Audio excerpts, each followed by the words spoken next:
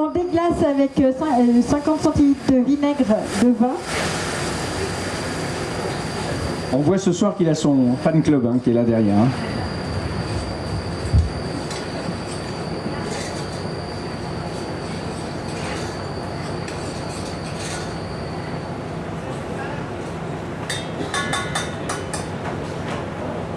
Donc là, on laisse réduire.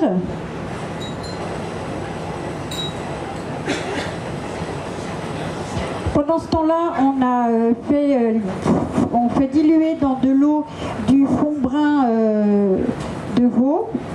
Donc vous trouvez, on trouve ça en grande surface, hein, sous forme de cube ou de poudre. Donc là, on le fait diluer dans l'eau parce qu'il viendra s'ajouter ensuite à cette réduction. Voilà, vous mettez les myrtilles. Donc pareil, les myrtilles, c'est un fruit qu'on trouve très facilement surgelé.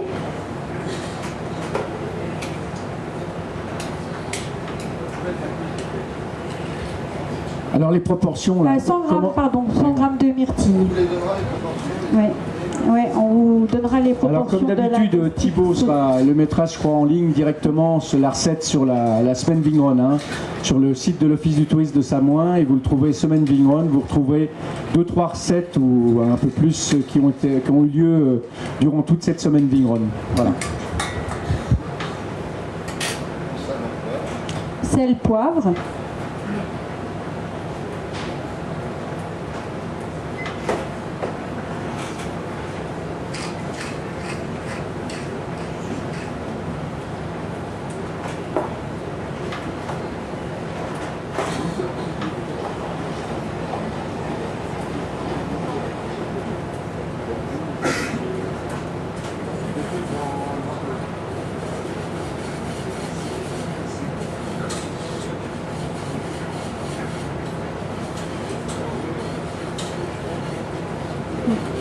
Oui. Alors moi, entre-temps, je vais vous donner des informations un peu théoriques sur le sanglier. Donc c'est un gibier qu'on mange très facilement de juin à novembre. C'est une viande maigre, pauvre en matière grasse. Pour 100 g de sanglier, contient 3 g de lipides. Elle est moins grasse que la viande de porc. Elle est également riche en vitamine B, en protéines et en minéraux. Les parties les plus grasses sont le filet et la longe. De plus, le chose qui est assez facile avec le sanglier, c'est que la graisse de l'animal se trouve en périphérie, donc c'est assez simple, avant de le cuisiner, de le dégraisser. Hein, c'est pas très compliqué. Sa couleur varie d'une chair rouge claire à une chair foncée, ça dépend de son alimentation et également de son âge. Sa fermeté s'explique par la présence d'élastine et de collagène, donc il est assez fréquent qu'on le fasse mariner parce que c'est une viande qui est dure, et pour ceux bien sûr que le goût du sanglier rebute, on remplacera par du marcassin. On lui donne différents noms suivant son âge. Jusqu'à 3 mois, il est en livrée, on ne le chasse pas. Jusqu'à 6 mois, on l'appelle le marcassin. Jusqu'à 1 an, on lui donne le nom de bête rousse. C'est à 2 ans que sa viande est la meilleure. Et à ce moment-là, on l'appelle la bête de compagnie. Il peut vivre jusqu'à 30 ans. À ce moment-là, quand il a un âge avancé, et on en connaît, il s'appelle le solitaire ou l'ermite. Et il fera entre 100 kg et 250 kg.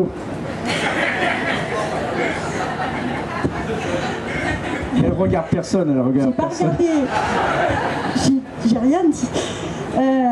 Alors le foie du sanglier se portera toujours sur une bête qui n'a pas été tuée pendant sa course.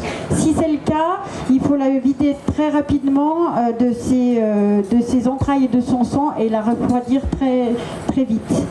La viande se conserve très bien 3 à 4 jours et une fois dépecée, 3 semaines au congélateur sont même plutôt recommandées pour tout ce qui concerne les parasites. C'est une viande qui est vecteur de parasites, donc si elle est congelée, on évite de véhiculer tous les parasites. Et quand elle est congelée, on peut la garder 8 à 10 mois au congélateur. Donc là, voilà, Le fond s'est délayé, donc on va venir l'ajouter à la gastrite et aux myrtilles. Voilà, et où est-ce qu'on peut trouver le sanglier alors? Alors on le trouve toute l'année. Dans le commerce? Chez les grossistes, ouais, chez les bouchers. Chez les bouchers? C'est très réglementé au niveau de la chasse, mais il est en élevage et on le trouve toute l'année. Donc voilà, on laisse cuire cette préparation. Encore un petit mot, donc plus l'animal est vieux, plus le goût est fort. Donc c'est pour ça qu'on utilise des marinades qui vont détendre la viande. Par exemple, pour un animal qui a 2 ans, on peut le faire mariner une journée. Et on peut adapter la plupart des recettes du porc, qu'on pratique pour le porc, au sanglier, mis à part le rôti, pour laquelle on va privilégier le marcassin qu'on entourera de lard avant de le cuire en rôti, pour qu'il soit moins sec. En ce qui concerne les côtelettes, on peut les poêler. On utilisera les parties tendres pour faire des escalopes. La cuisse ou le jambon pourront être préparés en braisé avec sa marinade, en daube pour le filet, après l'avoir doré puis mijoté avec sa marinade et sa couenne. Les pâtés sont souvent préparés avec des sangliers qui sont âgés pour donner une saveur à la terrine beaucoup plus corsée. Et pour les civernes, on utilisera l'épaule, le collet et la poitrine.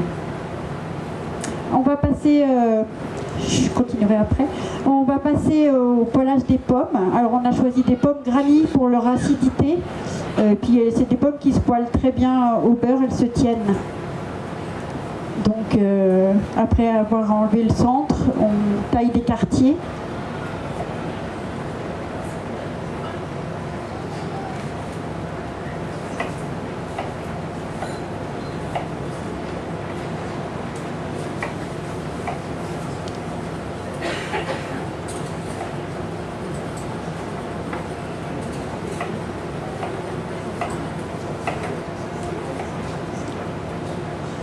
Je vais juste terminer avec le sanglier les accompagnements. Comme c'est un animal qu'on mange de juin à novembre, on est censé manger avec des légumes ou des fruits de saison. Donc la châtaigne, les baies, les plantes sauvages, ça c'est vraiment des accompagnements de tradition. Champignons, des pommes, des céleris raves. Après, libre à vous d'accompagner ça avec d'autres mets.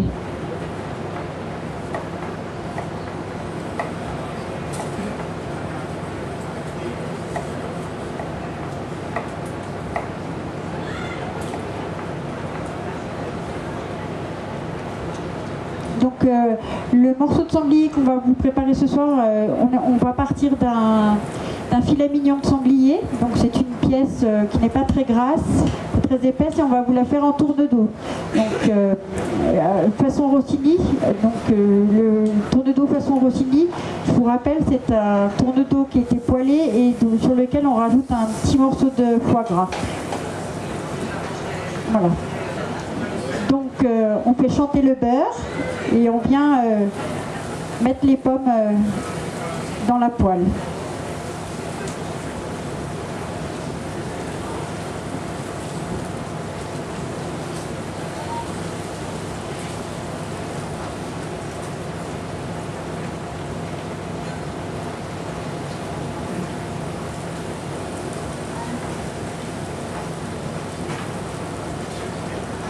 Voilà, un petit peu de sucre pour caraméliser les pommes.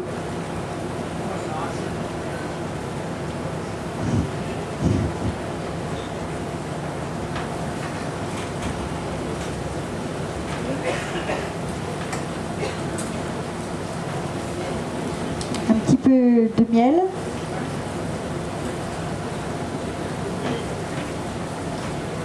Alors ça, vous avez vu dans les différentes cuissons, les différents ateliers, on a souvent utilisé pour la tempura, pour d'autres préparations, un peu de sucre afin de donner de la couleur. Hein. Donc effectivement, on le retrouve sur les préparations avec la pomme et avec le miel et le sucre, souvent pour donner cette couleur un petit peu brune, là, qui est très agréable. Hein. Et on est toujours dans ce côté de l'acidité du fruit, auquel on vient rajouter ce goût plus acidulé et plus sucré avec le sucre et le miel. Donc notre sauce est toujours en train de réduire. Il faut savoir que plus une sauce réduit, plus elle prend du corps et de la saveur. Donc on va s'attaquer au filet mignon, donc à la taille des tournes d'eau.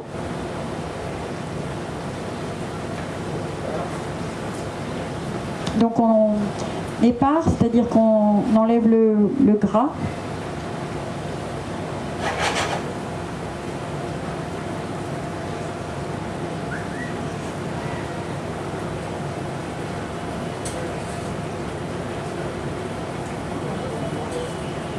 Alors si vous avez des questions, hein, c'est le moment de poser, puisque Christophe et Christelle sont prêts à répondre à tout sur la préparation du sanglier. Donc n'hésitez pas, hein, vous avez deux cuisiniers devant vous, c'est le moment. Hein. Et vous n'avez pas de questions au fond là? Pas tout de suite. Non, le fan club, il attend juste la fin. Là.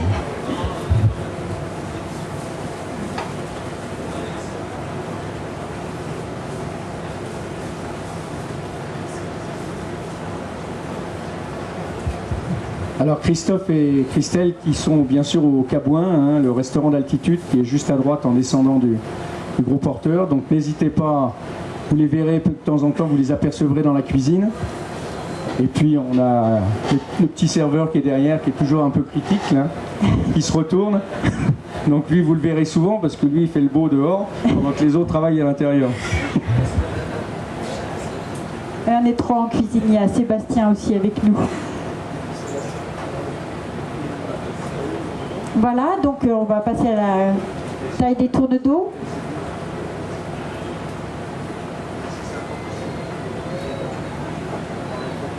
Donc le sanglier, enfin en tout cas le tourne d'eau est plutôt une pièce de viande qui se mange saignante. Vous allez voir que c'est très relatif, c'est très vite cuit. Après, rien n'empêche les personnes qui n'aiment pas saignant de les faire cuire un peu plus. Donc on fait quelle épaisseur, Christophe, là, à peu près comme pour un tourne d'eau? Là ce soir, pour que ça soit rapide et cuisson assez... on va faire des tournes d'eau d'à peu près 1 cm. Autrement, on peut faire des tournes d'eau un peu plus gros, et il faudra le cuire plus longtemps. Donc un petit peu plus épais, et à ce moment-là, on mettra la cuisson. Mais ça se mange toujours saignant? Toujours, hein. D'accord. Donc c'est un peu comme une viande de bœuf, quoi. Enfin, quant à la cuisson. Parce que le porc, on ferait moins cuire, non, le porc? Oui, mais on est sur du gibier, là. Voilà, d'accord. Donc on laisse le côté un peu saignant de l'animal.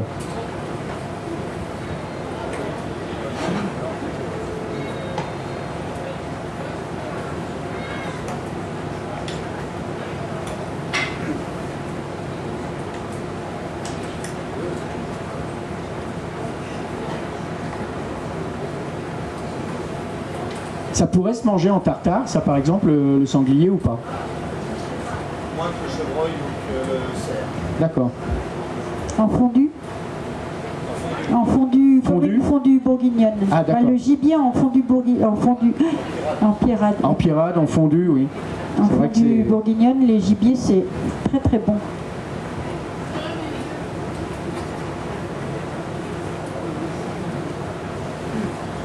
Mais ça se trouve couramment chez les bouchers ou faut passer commande? Je pense qu'il faut le commander. D'accord. Donc n'hésitez pas à voir le boucher, vous avez le veau gras ici, hein, qui je pense, au niveau de Clément, son papa, vous donneront tous les conseils s'il faut le commander ou pas. Hein. Et sur le gibier français, hors période de chasse. Hors période de chasse pour le gibier français? Ah, pendant la période de chasse, d'accord. En dehors, on ne peut pas en trouver. Mais on peut peut-être en trouver après surgelé, non? Surgelé, oui. D'accord. Sinon, c'est uniquement en frais pendant la période de chasse. Et la période de chasse, ça se situe de... C'est 15 août, du 15 août 15 août. 15 août jusqu'à fin janvier. D'accord. Donc dépêchez-vous si vous voulez réaliser la recette là, hein, parce qu'on arrive bientôt. Ben, dis donc, il nous restait 10 jours. Il vous reste 10 jours pour mettre à exécution la recette. Mais ça a l'air très tendre quand même à couper comme ça là, non? On est dans le meilleur morceau de l'animal. D'accord.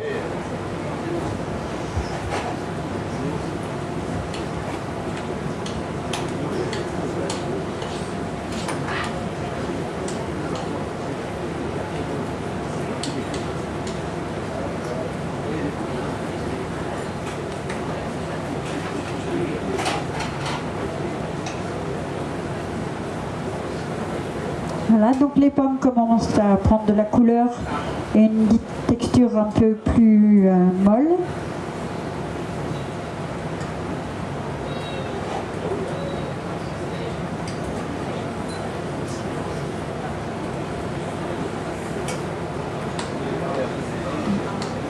Alors on va laisser la place à Jean-Benoît Cavalier de Château-Lascaux. Château-Lascaux, c'est une appellation en Pic-Saint-Loup qui se situe à 20-30 km au nord de Montpellier. Donc je laisse la parole à Jean-Benoît qui va nous présenter et son domaine et la cuvée qui va associer avec le filet de mignon de sanglier. Voilà, parole à Jean-Benoît. Bonsoir, donc Jean-Benoît Cavalier, je suis le vigneron du Château-Lascaux. Donc c'est un domaine familial qui se trouve en Languedoc, dans la dénomination Pic-Saint-Loup, qui est une dénomination qui se trouve au nord de Montpellier, à peu près à 35-40 km au nord de Montpellier et 45 à l'ouest de Nîmes. Voilà. Quelques mots sur le Languedoc quand même. Languedoc, c'est une grande région viticole qui commence, on va dire, aux portes de Nîmes et qui se termine aux Pyrénées et qui se caractérise par un climat méditerranéen comme les trois autres grands vignobles français méditerranéens que sont la Provence et la vallée du Rhône. La Provence, c'est un vignoble pour l'essentiel qui est situé derrière des montagnes, l'Estérel, les Maures. Il y a quelques vignobles côtiers type Bandol et Cassis, mais sinon l'essentiel des vignobles des reliefs. Ensuite, le vignoble de la vallée du Rhône qui est séparé de l'influence maritime directe par les Alpilles, mais qui se caractérise par ce Mistral dominant, je dirais, 2 jours sur 3 presque dans l'année pour être un peu excessif, mais qui va beaucoup impacter la typicité de ce vignoble.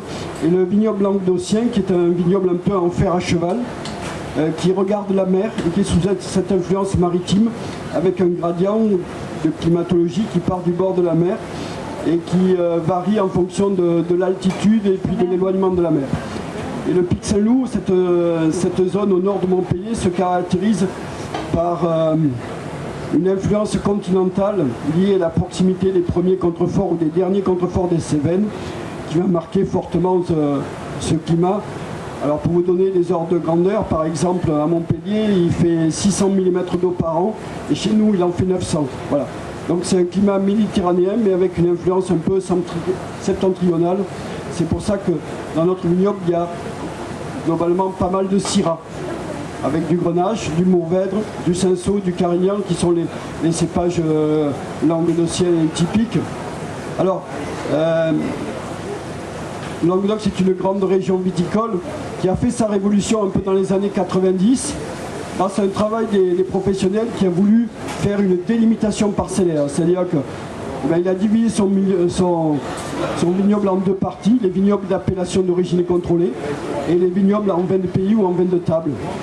Alors les vins de pays, vins de table, c'est dominé, on dirait, par les vins de pays d'Oc, peut-être vous connaissez, qui souvent font référence à des cépages, Merlot, Cabernet, Chardonnay, Sauvignon, et puis les vins d'appellation au travers d'une délimitation parcellaire et qui révèlent ensuite des cépages bien typiques de nos régions dont on a parlé tout à l'heure. Voilà. Et ça, c'est l'appellation Languedoc. Et à l'intérieur de l'appellation Languedoc, ensuite, il y a d'autres petites appellations ou d'autres petites dénominations, et le Pic-Saint-Loup est une de celles. Donc, et le Château-Lascaux, c'est un domaine familial dont moi je m'occupe depuis une vingtaine d'années maintenant, qui se trouve 35 km au nord de Montpellier. C'est un paysage de garrigues très très vallonné, avec un vignoble qui est dispersé au milieu de la garrigue, c'est-à-dire que ce n'est pas un vignoble en continuité, C'est un vignoble en clairière, on peut dire, au milieu de la garrigue. Et un petit peu plus regroupé quelquefois les vignobles autour des villages, quand ils sont au centre de... souvent ils sont un peu au centre des vignobles. Alors, il y a plusieurs types de sols dans cette appellation, mais il y a 3 ou 4 types de sols, mais ils ont tous comme point commun d'être des sols calcaires.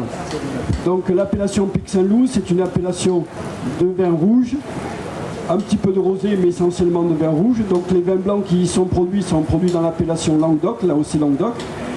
Et on y trouve beaucoup de syrah, un peu de grenache. Et dans cette cuvée, c'est essentiellement de la syrah avec un petit peu de grenache. On y trouve aussi, je dirais, cette fraîcheur, cette minéralité, vous verrez, qui caractérise un petit peu le Pic Saint-Loup.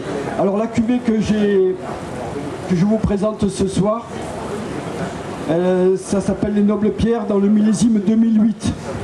Alors ça veut dire que c'est une cuvée qui a un peu plus de 3 ans de bouteille déjà. Hein. Ces 3 ans de bouteille, ils font suite déjà un élevage de 18 mois. De 18 mois à la fois en barrique, mais des barriques un peu grandes, des 300-400 litres. Et derrière, après 12-14 mois de barrique, il y a 6 mois de cuve. Voilà. Donc 18 mois d'élevage. Et ensuite, aujourd'hui, 3 à 4 ans de bouteille. Donc quelque chose qui commence à arriver à une belle maturation. Voilà. Alors le domaine, c'est un domaine qui a la particulière aussi d'être tout en agriculture biologique depuis 2006. On va dire par conviction environnementale, mais aussi parce que je suis persuadé que quelque part, c'est une façon de faire progresser qualitativement le vin. Alors pourquoi faire progresser qualitativement le vin? Parce que la vigne est une plante pérenne qui a un enracinement très très profond de 1 mètre, 2 mètres, 3 mètres de profondeur. Et ça veut dire que nous, nos façons culturales, qui se situent sur 15, 20 cm, en fait, elles ont pour but d'activer un peu, je dirais, la vie biologique du sol, de façon à ce que les racines qui se trouvent à 1 mètre, 1 mètre 50, 2 mètres de profondeur, eh bien, elles soient, je dirais, dans un milieu qui est très vivant. Voilà. Et donc, je dirais, notre travail, c'est à base de matière organique, à base de travail du sol, et tout ça contribue, dans une plante pérenne, à améliorer la qualité, la maturité des grains de raisin. Voilà. Et il faut imaginer qu'on est dans un contexte de climat méditerranéen, ça veut dire aller 2, 3, quelquefois 4 mois sans aucune goutte d'eau. Donc il est très important que le système radiculaire fonctionne bien et que la vigne puisse aller trouver après le 15 août quelques gouttes d'eau dans les profondeurs pour s'alimenter et éviter que la vigne soit en stress hydrique et qu'elle continue à maturer ses grains de raisin de façon à ce que, au moment de la récolte, on ait des raisins très mûrs, c'est-à-dire des belles expressions aromatiques, des tanins fins et élégants. C'est ce qu'on recherche au travers de ce vin. Alors pourquoi j'ai choisi ce vin pour aller avec le sanglier? Parce qu'on nous a dit tout à l'heure que c'était un sanglier dans un morceau qui allait être pas trop cuit, entre guillemets, hein, pas trop cuit, et donc pas trop fort, on peut dire ça comme ça. Et ensuite avec une sauce à base de myrtille, donc ça veut dire de fruits rouges. Et donc vous allez retrouver dans ce vin ce qui caractérise un petit peu les arômes du Pic Saint-Loup, les fruits rouges, les fruits noirs, les épices qui vont très bien avec ce genre de produit, quelquefois des caractères un petit peu réglissés et d'épices. Voilà. Et tous ces arômes-là, on arrive à les percevoir avec une association de viande, souvent, de ce type-là, parce que la viande ne vient pas écraser le vin, mais au contraire, elle vient un peu en symbiose avec le vin et en complément au niveau aromatique. Voilà. Alors c'est pour ça qu'on a choisi ce vin, les Nobles Pierres et le millésime 2008. Voilà. Bien, merci Jean-Benoît. Je pense que maintenant vous allez être incalable sur les vins du Languedoc, puisqu'on a quand même 3 représentants, Pic Saint-Loup au nord de Montpellier, Saint-Chinian et puis Faugère, donc Saint-Chinian domaine de Cambis, Mas-d'Alaison et Clos-Vallon avec Catherine Roch et sa fille Alix qui reprend l'autre domaine. Donc si vous situez un petit peu les différents vignobles sur le Languedoc, puisque le Languedoc c'est à peu près je crois 200 000 hectares de vignes, hein, donc à comparer à la Savoie où on a à peine 2000 hectares, vous voyez un peu la proportion. Hein. Donc ça s'étend vraiment de Nîmes jusqu'aux portes du Roussillon échantillons, donc c'est quelque chose d'assez important et avec des terroirs différents, des appellations différentes. Je crois que Jean-Benoît l'a bien précisé. Donc n'hésitez pas à goûter ces vins qui, selon les endroits, vont avoir des cépages qui tournent toujours à peu près les mêmes, mais qui vont être un peu plus présents sur tel sol, des schistes, etc. Donc voilà, j'espère qu'on participe un peu à la promotion de ces vins qui sont vraiment intéressants et qui se marient encore une fois très très bien avec le style de cuisine qui vous est proposé ce soir. Voilà, donc on laisse la parole à nos cuisiniers. Voilà, donc les pommes sont caramélisées, donc elles ont pris une jolie couleur dorée et elles se sont bien tenues au niveau de la texture, hein, d'où l'intérêt de la pomme granny par exemple. Je vais vous dire juste 2 mots sur la purée de topinambour qu'on a préparée à l'avance. Donc le principe de la topinambour, c'est un légume qu'on trouve relativement souvent chez les commerçants. Un légume qu'on a tendance à oublier mais qui est très agréable en bouche. Donc pour cette purée, on a fait revenir des oignons. On a à côté fait cuire nos topinambours comme des pommes de terre, donc épluchées, cuites à l'eau salée. Une fois qu'elles sont tendres au cœur, on vient les mettre dans les oignons qui ont été saisis. On crème et vous passez au mixeur. Donc c'est vraiment tout simple, sel, poivre. C'est un très très bon accompagnement et une saveur, vous goûterez tout à l'heure, très agréable. Donc là, vous remarquerez que notre sauce est toujours sur la plaque pour qu'elle prenne encore plus de corps. Christophe a taillé les filets mignons, comme il le disait tout à l'heure, d'1 centimètre en tourne-dos. Donc vu la taille, pas besoin de ficelle pour les tenir, hein, ils se tiennent très bien.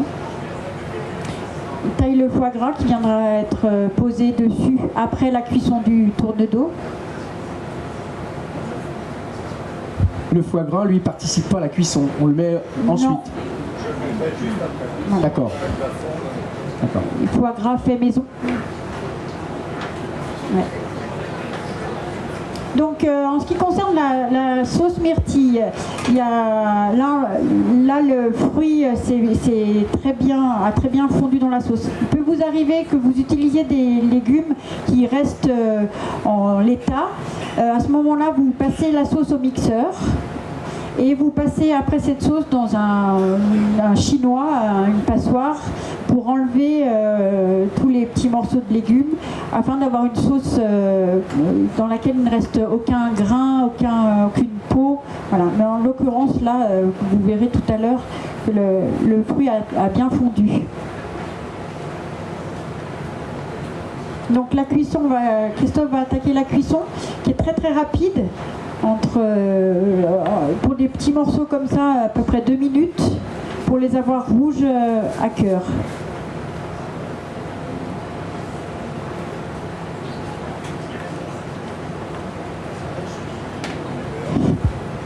Alors Jean-Benoît nous a présenté le vin du Languedoc avec. C'est vrai que par exemple sur la Savoie, une mondeuse qui aurait un peu de corps, hein, une mondeuse Arbin notamment, puisqu'on a un terroir un peu particulier qui donne des arômes un peu poivrés, épicés, se marierait très bien avec ce style de gibier. Hein. Et quand on dit que les vins de Savoie tiennent pas, on a fait une dégustation ce midi où on avait une mondeuse de 1990 de Magnin, et je peux vous assurer que les 3-4 producteurs, notamment du Languedoc qui étaient là, ont pu voir que, vous voyez, ça avait quand même 14 ans et que ça tenait fortement la route. Hein. Donc n'hésitez pas, sur les meilleurs crus, on peut très bien laisser vieillir les vins de Savoie, et notamment sur les mondeuses Arbin. Hein, vous avez 24 ans. Oui, 24 ans, je dis les bêtises, moi, je ne sais plus compter. Effectivement, elle avait 24 ans, vous voyez, parce qu'elle était de 90, et elle tenait encore bien la route, hein, elle était loin d'être terminée. Hein. Et on avait goûté aussi de chez Trosset, le domaine Trosset, qui était une 2004, donc qui avait une dizaine d'années.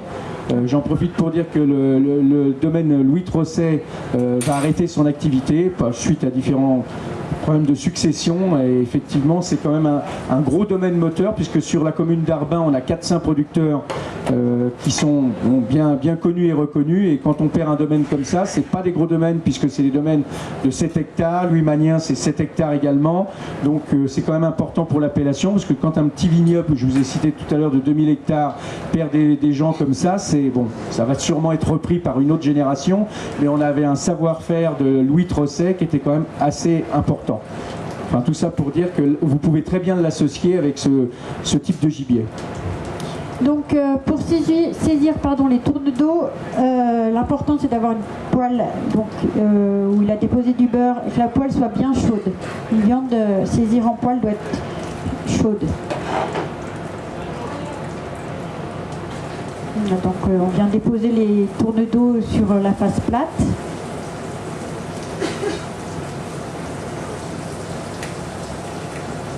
Donc là, c'est la même façon qu'un tourne d'eau de bœuf, quoi, finalement. Hein. Enfin, c'est à peu près la même chose. Hein.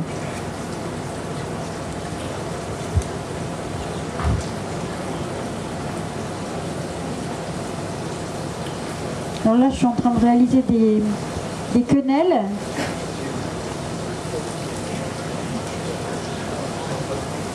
Des quenelles de topinambour, donc qu'on fait avec 2 cuillères.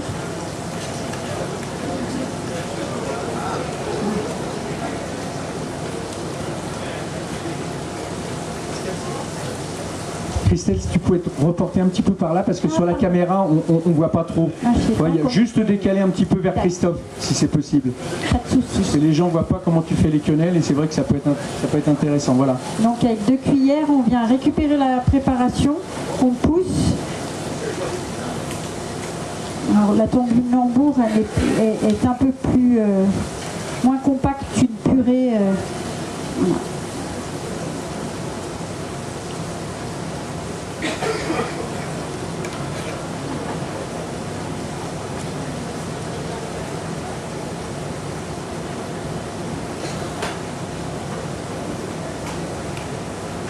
Dans le miel.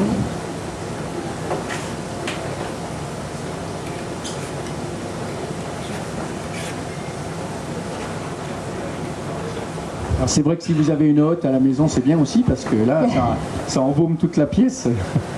Là, on le sent bien.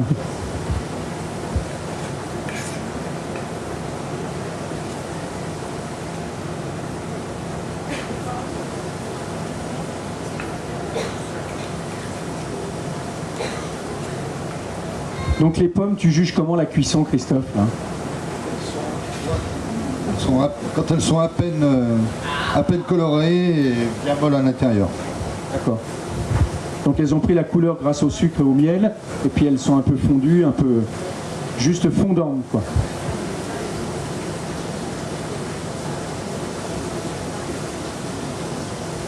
Il est pratique la grande fourchette, ça s'appelle comment ça? C'est un pic, non? Diapason. Comment? Diapason. Diapason, voilà, un diapason. Donc ça, oui, Voilà, c'est assez donc, utile parce que pour retourner les morceaux de viande dans la poêle, c'est assez pratique. Donc là, Christophe retourne déjà les tournes d'eau pour les faire cuire, saisir sur l'autre face. Vous voyez, hein, le temps de poser la poêle.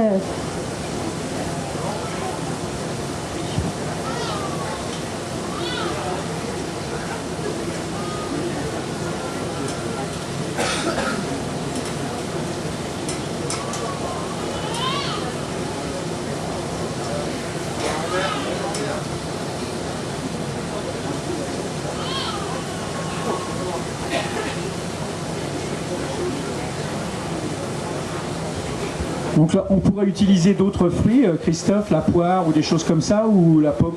Oui, c'est possible. Et on aurait la même préparation, le même style de préparation. D'accord. Est-ce qu'on pourrait mettre aussi des fruits rouges ou des choses comme ça qui seraient un peu revenus pour donner un peu de couleur dans l'assiette? Je pense, je sais pas, à des groseilles, à des choses. Voilà. Et à ce moment-là, on les fait revenir à la poêle ou on les sert nature? Voilà, d'accord. Parce que c'est vrai que ça donne toujours une petite note de couleur, la groseille, les choses comme ça, ça fait sympa dans l'assiette. Je trouve que l'acidité se marie bien avec le gibier. Moins bien avec le vin, mais bien avec le gibier. Donc vous venez poser sur votre tour de dos un petit morceau de foie gras.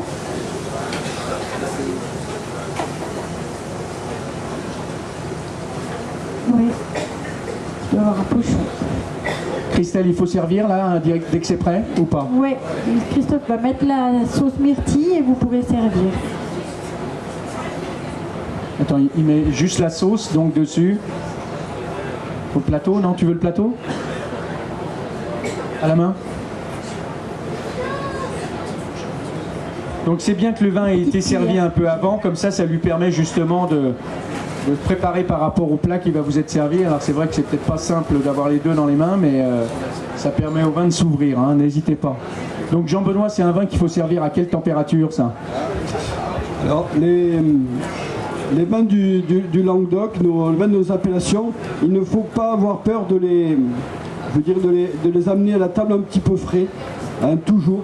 Que ce soit les vins du Languedoc, les vins des Côtes-du-Rhône, voire les vins de Provence, toujours un petit peu frais au départ, et c'est le laisser se monter en température dans le verre. Il y a des vins à 15-16 degrés au départ, c'est vraiment pas un problème. Dans nos appartements, il fait vite 21, 22, 23 degrés, donc il se réchauffe tout seul, et c'est là que montent les arômes.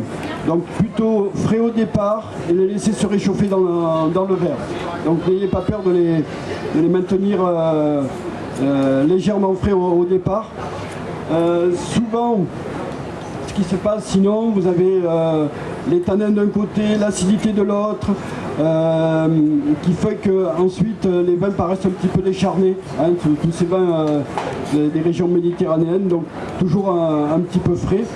Donc ce vin il se caractérise donc au nez, vous allez trouver, alors peut-être, je ne sais pas au niveau de l'aération où il en est maintenant, mais donc des côtés un petit peu fruits, mais aussi des côtés... Alors c'est un vin qui a été élevé en barrique, hein, je l'ai peut-être dit tout à l'heure, je ne sais plus, hein, il y a à peu près 12-14 mois en barrique, derrière il y a 6 mois de cuve et 4 ans de bouteille, 3 ans de bouteille plus exactement, qui arrive aujourd'hui à un bon niveau de maturation.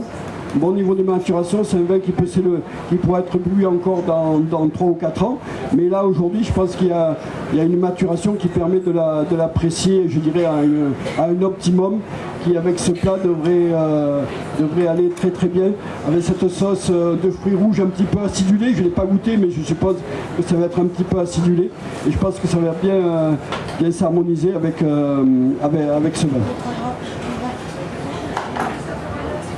Oui, une question. Alors attendez, je vais vous laisser la parole. Pardon. Avec la petite cuillère, c'est un peu difficile là. La viande pour couper pour couper, c'est vrai, la viande. Avec la petite cuillère, c'est pas simple là. C'est juste, on n'a pas pensé par rapport au couteau. Elle a coupé peut-être la couper en des cure-dents. Bah, ouais. La cuillère. Essayez peut-être un peu avec la cuillère. Il y avait une autre question par ici, non? Non. Oui, madame. Degré du vin. Pardon? Pour le service? Combien il fait? À peu près 14,5 Jean-Benoît, le vin, hein, en degrés. Hein. Voilà. Pas en service, hein, le degré du vin.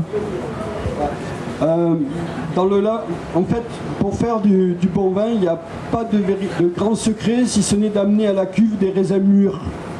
D'accord? Des raisins mûrs. Nous, ce qu'on amène dans la cuve, ce qu'on met dans la cuve, c'est que du fruit. Et donc, ce fruit, il faut qu'il soit mûr. Et quand un fruit il est mûr, il est sucré. Et donc, forcément, il y a de l'alcool derrière. Mais en soi, l'alcool, c'est pas très grave. L'important, c'est qu'il y ait un équilibre entre, je dirais, les tanins, l'alcool, l'acidité. Et que le vin soit harmonieux. L'important, c'est de ne pas avoir une sensation de chaleur quand on respire, quand on sent le vin. Voilà. Je dirais, l'alcool, c'est pas grave. L'important, c'est qu'il y ait de l'harmonie. Voilà. Hein, et il ne faut pas oublier qu'un vin, c'est la transformation d'un raisin. Et donc, quelque chose qui a une belle maturité. Dangereux quand même, parce que en bouche, on a envie d'en boire et effectivement derrière on sent qu'il y a du corps. Alors le corps, c'est pas forcément de l'alcool, ça peut être aussi la structure tannique qui donne du corps au vin. Et c'est pas forcément que l'alcool. Voilà. Hein, faut pas réduire le corps du vin à une notion d'alcool. La structure tannique contribue à donner ce qu'on appelle le corps au vin. Voilà.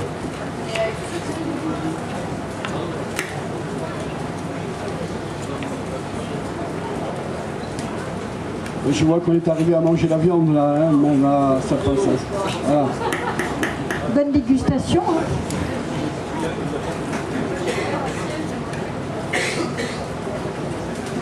La montagne, ça va. Hein.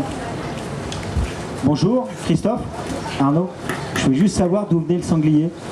Si tu avais chassé à Rouen ou... Vous connaissez les Bonnévaux, le domaine des Bonnévaux? Les Bonnévaux? Très bien. Et c'est où exactement? Tu es parti à quelle heure quand tu es chassé de... La côte rouennaise, je crois, non? La côte rouennaise? D'accord. Tu as rencontré des amis peut-être là-bas? Et ça s'est bien passé? Je pense que Tu as pris un petit peu de poids depuis, je pense? Ça s'est bien passé. C'était toutes les questions que je voulais poser. Merci. C'est que des bonnes questions. Je pense que là, vous avez deviné qu'il y a des compères de la côte rouennaise qui sont ensemble. Et je pense qu'effectivement, le sanglier a 2-3 copains dans la salle. Là. Ils l'ont déjà largement goûté et peut-être même arrosé.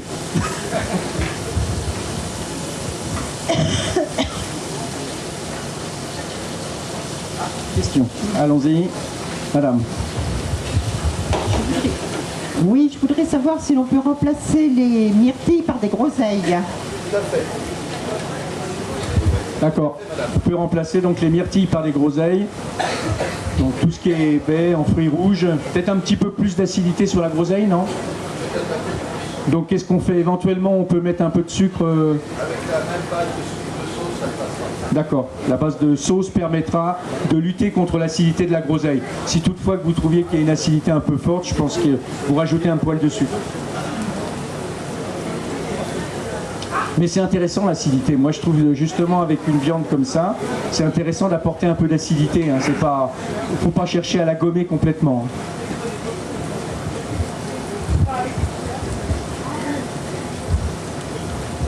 Donc c'est vrai que Jean-Benoît tout à l'heure a insisté sur la température des vins, hein. Il est important, on le redit à chaque fois lors des ateliers, quand on parle de vins chambrés, hein, les vins chambrés c'était dans le temps où il y avait, les châteaux n'étaient pas chauffés, etc. Donc c'était 15-16 degrés. Maintenant on a des maisons qui tournent facilement à 20-21. Donc faites attention, conservez-les dans un endroit le plus frais possible. Et il a bien expliqué pourquoi. C'est des vins qui sont beaucoup plus digestes, qui vont se réchauffer très vite dans le verre. Et effectivement ces vins qui ont quand même maintenant des degrés un peu plus forts, le fait de les laisser monter en température va faire ressortir le côté alcooleux. Donc pour lutter un petit peu contre ça et au contraire garder de la finesse, n'hésitez pas à les servir à 15-16 degrés, ils vont vite prendre en 2-3 minutes 1 ou 2 degrés, donc vous serez très très vite à température. Alors que l'inverse, s'ils sont trop chauds, vous ne pourrez pas les faire redescendre. S'il est trop frais, vous pouvez attendre dans le verre et au contraire, le temps que le service se fasse, vous pouvez servir le vin, il n'en sera que meilleur lorsque le plat va arriver sur la table.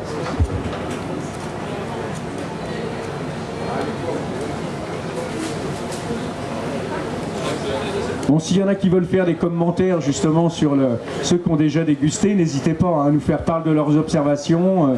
Il ne faut pas hésiter. Ou si ici il y a des renseignements, oui. Alors on le rappelle, hein, la recette sera mise par Thibaut, sera mise sur le site de l'Office du tourisme dans la rubrique Semaine Vigneronne. Donc tous les ingrédients seront détaillés avec les secrets du chef.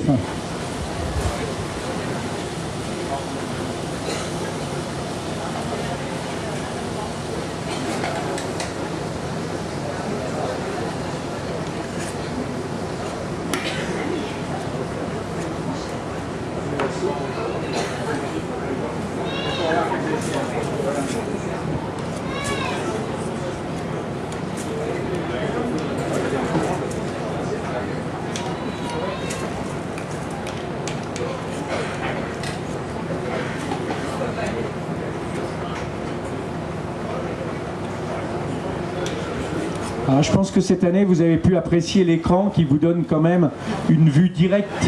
Hein, bien comme ça, ils sont en estrade, on voit bien comment se passent les découpes, comment se passent les cuissons, et grâce à la caméra, je pense que c'est intéressant d'avoir une vue plongeante comme ça vous donne bien l'aspect technique des cuisiniers qui sont en train de sévir.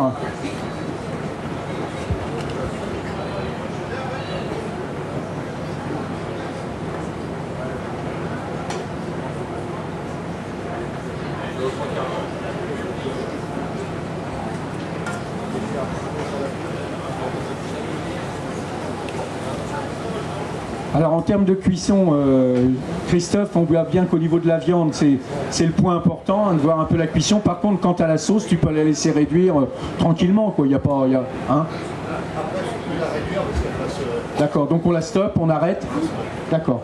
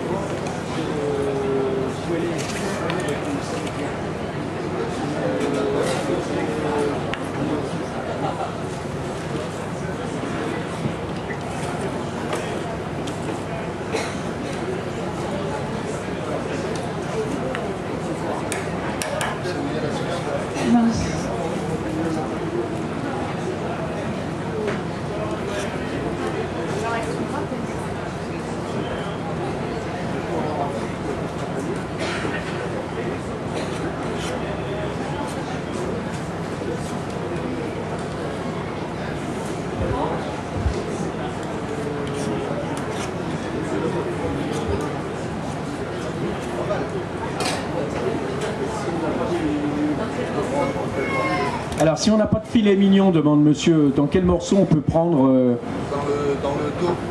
dans le dos? Dans le dos, sur le, en fait, ouais, c'est la partie dos. Sur les chines, hein, c'est quoi Les ça? chines, qui s'appelle aussi filet. Le filet. D'accord, vous pouvez utiliser le filet aussi. Hein.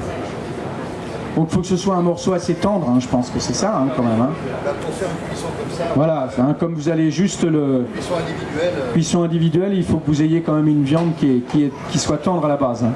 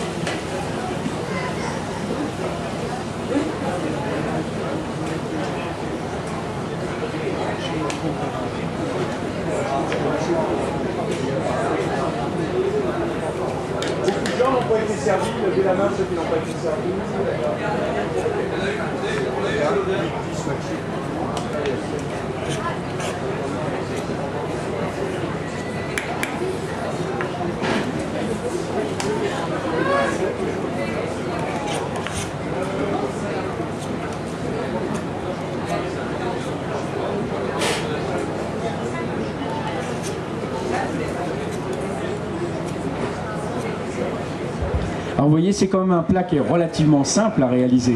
Hormis le fait de trouver le sanglier ou de le commander chez le boucher, ça n'a pas une préparation extraordinaire. Bon, il y a toujours du temps parce qu'effectivement, il y a pas mal d'ingrédients qui rentrent en ligne de course, mais autrement, au niveau cuisson, au niveau tout ça, c'est pas très compliqué. Hein.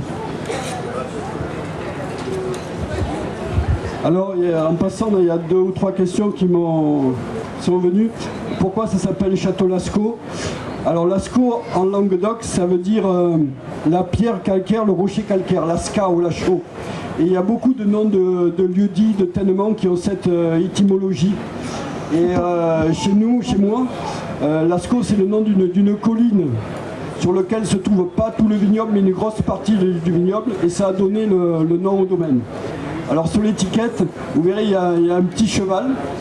Alors en fait, ce cheval, c'est un petit clin d'œil, parce que en fait, c'est le cheval de Przewalski. C'est un poney qu'on retrouve dans les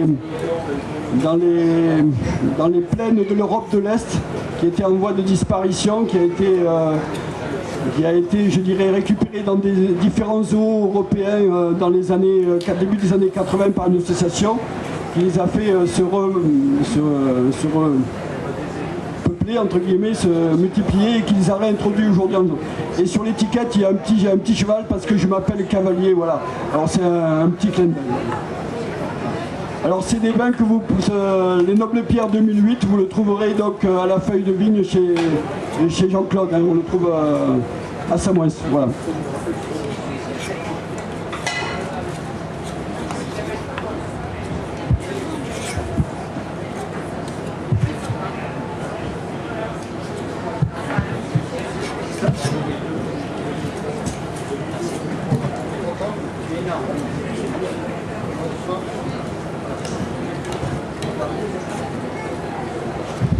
Donc apparemment, Jean-Benoît, il n'y a aucun rapport avec les grottes de Lascaux, ou il y a un rapport là? Parce qu'on se pose un peu la question quand même. Alors on se pose la question, et on peut se la poser. Effectivement, le lien c'est, si un jour vous allez en Dordogne, parce que les grottes de Lascaux se trouvent en Dordogne, sur la commune de Montignac, que vous allez visiter le site. Et c'est un site, si vous ne l'avez déjà pas fait, je pense que c'est très émouvant comme visite. La première chose que vous dit le guide, en disant Lascaux, c'est le nom de lieu-dit où se trouve la grotte, et ça veut dire la pierre calcaire, le rocher calcaire. Et en fait, si vous voulez, ce terme Lascaux, Lachaux, la pierre calcaire, il y a beaucoup de lieux-dits, d'étymologie de noms dans tout le grand sud de la France, dans la Languedoc, qui ont cette racine-là et qu'on retrouve assez facilement.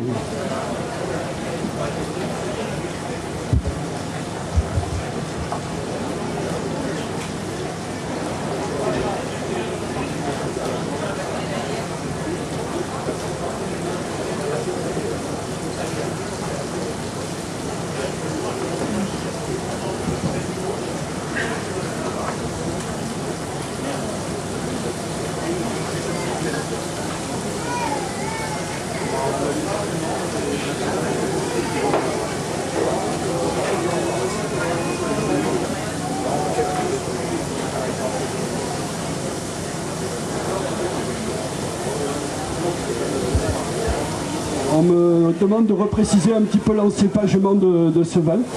Donc c'est essentiellement de la Syrah parce que le Puy de Saint-Loup c'est un terroir assez frais, assez septentrional en Languedoc, donc il y a beaucoup de Syrah. Mais il y a aussi du Grenache, qui est un cépage aussi emblématique de notre région. Et puis le Mourvèdre aussi, qui est un cépage qu'on retrouve dans toutes les régions méditerranéennes, qui fait les fameux bandoles en Provence, qu'on retrouve en Languedoc, mais aussi on retrouve en Espagne. Hein, voilà. Le Mourvèdre, le Morastel, voilà, c'est un cépage très méditerranéen.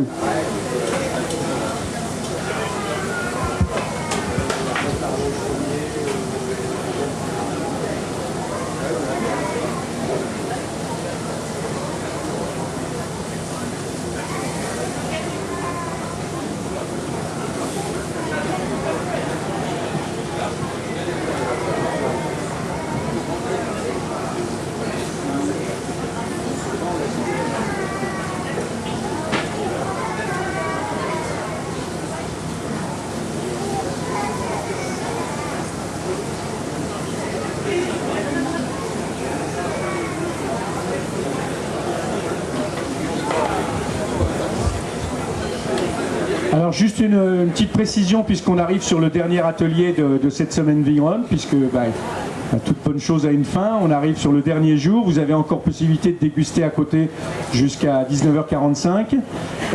Voilà, bon, on voulait vous dire simplement de vous remercier d'abord d'avoir participé à l'ensemble de ces ateliers. Je crois que à chaque fois la recette maintenant est assez bien prise puisqu'on a un producteur, voire deux, qui viennent vous présenter une association avec les mecs qui sont présentés, des gens qui sont bénévoles, qui viennent vous faire voir, qui viennent vous faire découvrir leur savoir-faire. On l'a vu hier à travers Jean-Paul Bouet sur la truffe, on l'a vu à travers Thierry Froissart, enfin je ne citerai pas tout le monde, hein, mais vous avez bien pu remarquer puisqu'il y a des gens qui sont assidus sur les ateliers, Christophe, Christelle qui est ici, avant on avait la soupe châtrée avec les personnes du Gai Soleil, donc n'hésitez pas à faire part de vos remarques à l'Office du tourisme, tout ça c'est des choses qui nous font avancer. Alors bien sûr on n'est pas exempt de certains défauts, de certaines choses à revoir, mais voilà, c'est intéressant de les connaître, c'est bien évident, mais il est toujours intéressant pour nous, pour l'ensemble des acteurs, d'être encouragés dans ce genre de manifestation, ce qui n'exclut pas encore une fois les petites remarques, hein, au contraire, hein, nous on est preneurs, hein, puisque ce qui nous fera avancer sur la 5e édition. Donc voilà, je pense que, je ne sais pas si Falco est dans le secteur, j'aurais bien aimé qu'il nous dise un petit mot quant à la fin de cet atelier. On remercie bien sûr tous les acteurs bénévoles qui ont participé à ça, et je pense que l'année prochaine, on essaiera encore de faire mieux, quoi, hein, comme d'habitude. Merci à vous.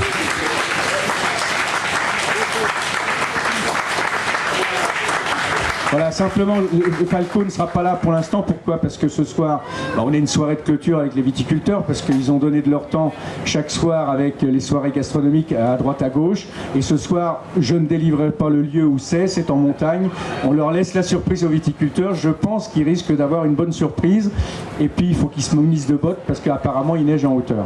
Voilà, encore une fois, merci à vous. Merci, bonne soirée.